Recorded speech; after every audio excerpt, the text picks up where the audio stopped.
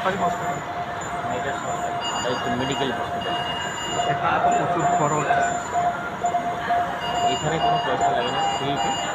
কিন্তু যেখানে এর আগে ছিল সেখানে আরও দুটো নার্সিংহোমে ঘুরেছে এর আগে, সেইগুলোতে খরচা ভালো হয়েছে, কিন্তু এদের সেটা কোম্পানির তরফ থেকে করেছে।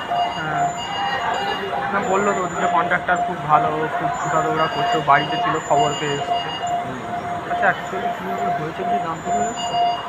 তারা বলছে যেটা, মানে বাড়ির রুমে ছিল, হ্যাঁ।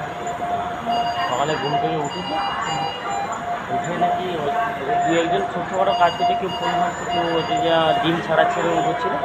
এ নাকি ঘুম থেকে উঠে জুতো পরবে বলে